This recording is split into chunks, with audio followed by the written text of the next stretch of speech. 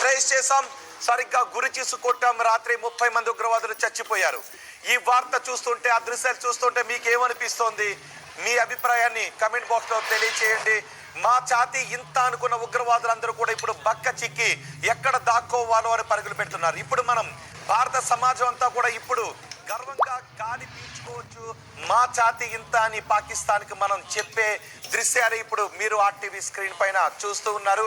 మనం ఇప్పుడు కాశ్మీర్లో ఉన్న ప్రజలు కూడా ఇప్పుడు తల పైకెత్తి పాకిస్తాన్ వైపు చూస్తూ ఉంటే, నిప్పులు కక్కుతూ వెళ్ళినటువంటి మన మిసైల్స్ పాకిస్తాన్లో చావు కేకలు ఎలా ఉన్నాయని ఆలోచించుకుంటున్న పరిస్థితి మనకి కనిపిస్తుంది. ఇప్పుడు పాకిస్తాన్ గడ్డ పైన మనదే పిఓకే పాకిస్తాన్ ఆక్యుపైడ్ కాశ్మీరే. ఇప్పుడు పాకిస్తాన్ ఆక్యుపైడ్ కాశ్మీర్లోను పాకిస్తాన్లోను ఉగ్రవాదుల చావు కేకలు మనకి వినిపిస్తూ ఉన్నాయి. పాకిస్తాన్ అనుకుంటూ ఉంది భారతదేశంలో పౌరుల చావు కేకలు వినాలి అని, పౌరుల రక్తాన్ని కళ్ళ చూడాలి అని పాకిస్తాన్ అనుకుంటూ ఉంది.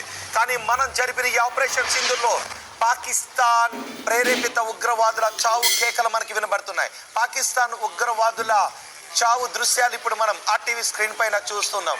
ఈ దృశ్యాల్లోనే పాకిస్తాన్ ఉగ్రవాదులు మాడి మసైపోయారు.